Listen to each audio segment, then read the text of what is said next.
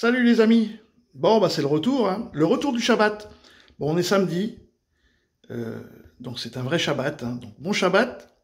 Alors, comment dire? Bah, petit florilège. Ça faisait longtemps que j'avais pas regardé la télé, je parle des informations. Et ils font toujours autant rire. Allez, moins de dialogue, plus de discours. L'hypothèse, dit-elle, et ça pèse de tout son poids dans sa bouche, une démission du président. Non, j'appelle pas Emmanuel Macron à démissionner, je suis respectueuse des institutions.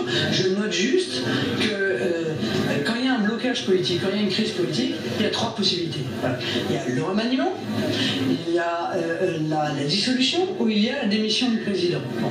Le remaniement, pour le coup, dans cette circonstance, ne m'apparaîtrait pas extrêmement utile. La dissolution vient d'être opérée, elle n'est plus possible pendant un an.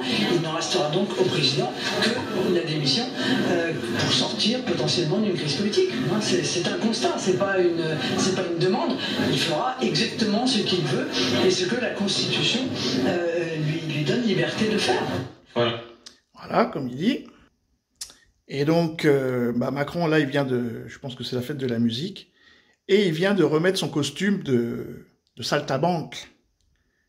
Faut pas avoir peur pour le 30 juin prochain. Faut aller voter, faut convaincre et faut voter en responsabilité.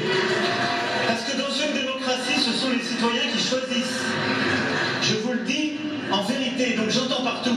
Il n'y a pas de démocratie qui tienne, de politique qui tienne sans le peuple. Et j'entends, il y a plein de gens qui voudraient dissoudre le peuple. Non.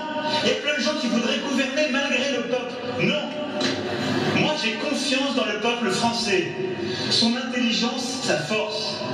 Il y a plein de différences et de différences respectables. Il y a plein de femmes et d'hommes qui auront à gouverner ensemble, quelles que soient leurs différences. Mais il y a des extrêmes qu'on ne peut pas laisser passer. Et donc, je vous le dis, en responsabilité, on ne peut pas l'air de rien les laisser monter en se disant c'est très grave et ça va arriver. C'est maintenant qu'il faut être responsable et qu'il faut le faire. Et je vous le dis, la culture fait partie de ce combat. Joyeux Shabbat. Salut.